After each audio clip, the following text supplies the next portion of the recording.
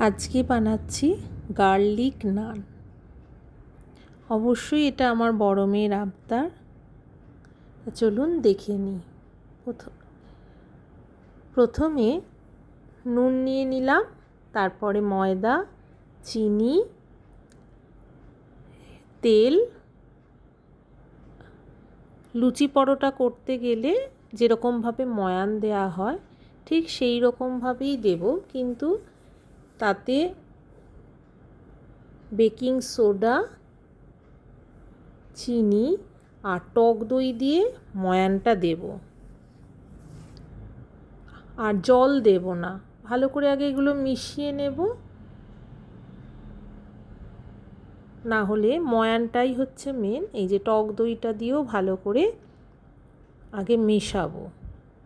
এখানে জল বা দুধ কোনোটাই এখন দেব না। ভালো করে মিশিয়ে নেওয়ার পর সমস্ত উপকরণ মুঠো করে ধরে দেখব। মুঠো যদি হয় তবে জানবো ময়ানটা ভালো হয়েছে।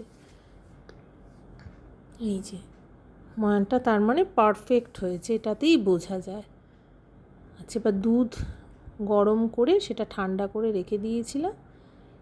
জলের ব্যবহার করব না, দুধ দিয়েই মাখবো। খুব শক্তও হবে না, খুব নরমও হবে না। ভালোভাবে মেখে ওপরে একটু তেল হাত করে সেই তেলটা ভালো করে মিশিয়ে কিছুক্ষণ রেস্টে রেখে দেব। 15 থেকে 30 মিনিট রেস্ট রাখলেই হবে। র্যাপিং করে নেব, করে রেখে দেব।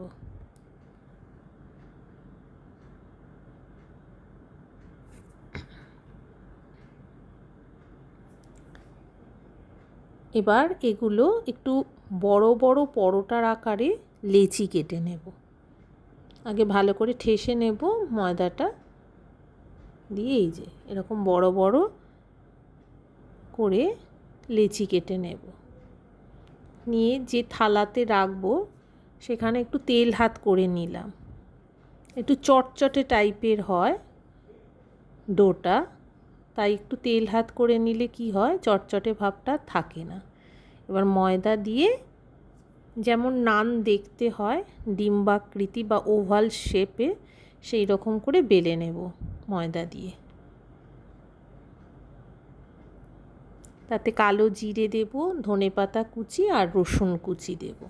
দিয়ে এরপর ওটা শুকনো বেলুনেতে করে তার একবার ওর মধ্যে আটকে দেব বা বেলে নেব। হয়ে গেল। এবার উল্টো পিঠে জল হাত দিয়ে নেব বা জল লাগিয়ে নেব উল্টো পিঠটা দিয়ে। এবার যে প্যানে করব সেই প্যানটা একটু গরম হলে তার মধ্যে দিয়ে দেবো, দিয়ে ফোক দিয়ে ফুটো করে দেব। অল্প আঁচে করব। কিছুক্ষণ করার পর ওটাকে উল্টে দেবো, প্যানটা গ্যাসের দিকে করে দেবো যাতে ওপর দিকটাও ভালোভাবে সেঁকা হয়ে যায়। এটা আমার প্রথমই করা, চেষ্টা করেছি। সাহায্য করেছে অবশ্যই আমার বড় মেয়ে। এই যে কি সুন্দর দেখতে হয়েছে দেখুন। এইভাবে আমি একটার পর একটা করেছি স্টেপ বাই স্টেপ, সেগুলোই আপনাদের দেখাবার চেষ্টা করছি কেমন হয়েছে দেখুন।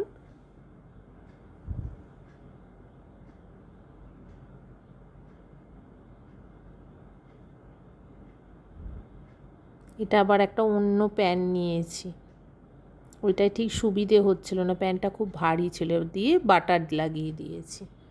এটা বাটারটা দিলে খেতে খুব ভালো হয়। আর তার সাথে করেছিলাম দই চিকেন,